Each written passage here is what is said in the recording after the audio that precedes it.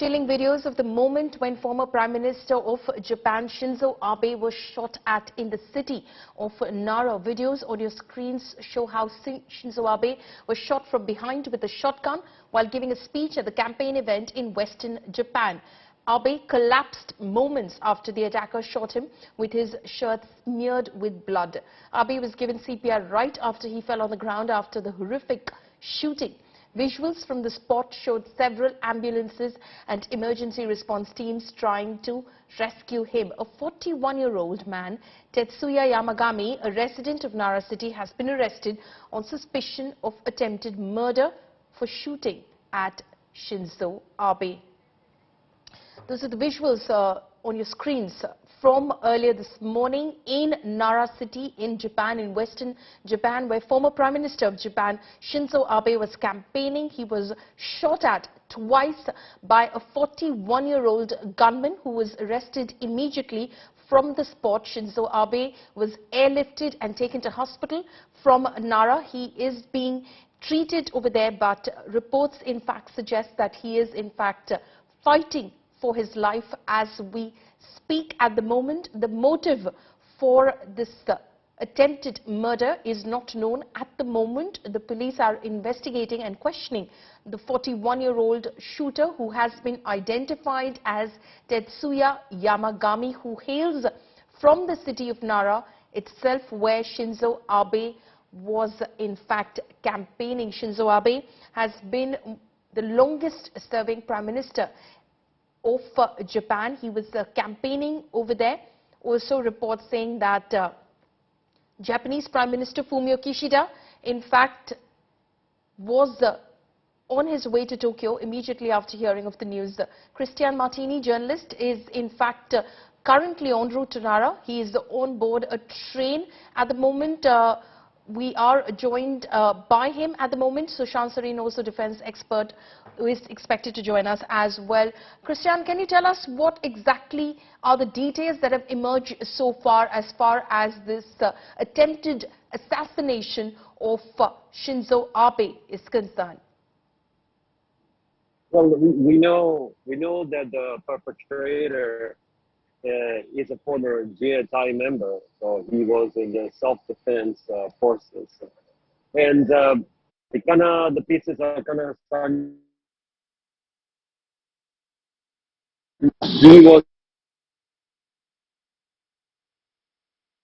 reconnect with Christian. Christian, remember, is on board a train right now. He is on his way to Nara city, where this incident took place. He, of course, was giving us some of the details about the assailant, the shooter, who is currently in police custody. Those images on your screens of former Prime Minister of Japan, Shinzo Abe, who was shot at twice by the gunman, the 41-year-old gunman who in fact shot him from behind while the former Prime Minister was campaigning in Nara city, which is close to Kyoto in western Japan.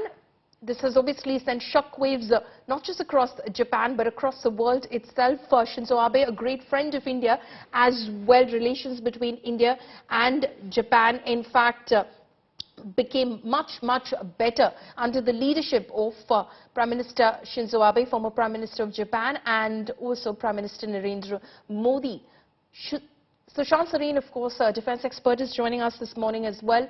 Mr. Sareen, thank you so much for joining us on India Today. It's some very unfortunate news that's coming in from Japan. Shinzo Abe shot at by a gunman, a lone gunman, in Nara city. He's being treated at the moment in hospital. But in terms of, first of all, your first reaction, sir, to this news that's coming from Japan this morning? Look, this is clearly very shocking news. Not only because Mr. Abe was one of the best friends India has ever had. Both he and Mr. Modi took the India-Japan relationship to new highs. We've always had a bit of a testy relationship in the past, but I think Mr. Abe and Mr. Modi changed that. So, in a manner of speaking, you know, it's a big blow for India today. And the fact that the Chinese, for example, are celebrating Mr. Abe's at least this assassination attempt. Mr. Sareen, I'd request you to just hold your thought for a moment, because Christian Martini, who is on board to Nara City right now, a journalist, is back with us. Christian, you were telling us a little bit about the assailant who has been arrested by the police. Can you give us more details? Yeah, just briefly, a couple of minutes. So he was a GSI from self-defense. So what does that mean is that it's the fact that he was carrying this what it looks like a self-made weapon. It actually goes well with this profile. So having been trained with weaponry in the GSI. Means he had definitely some familiarization with this type of weapons, because from what Twitter is coming out, it looks like a self-made weapon, and he made it look like cover as much as possible, probably trying to infiltrate on the crowd, posing as a journalist or as a photographer, and so what it looks like is that it was all one gunman, and he also apparently made his own weapon. Okay, do we know anything about the motive behind this assassination attempt? Not that we know now. Not that we know. There is no confirmation on that. And where is he being held at the moment, Christian?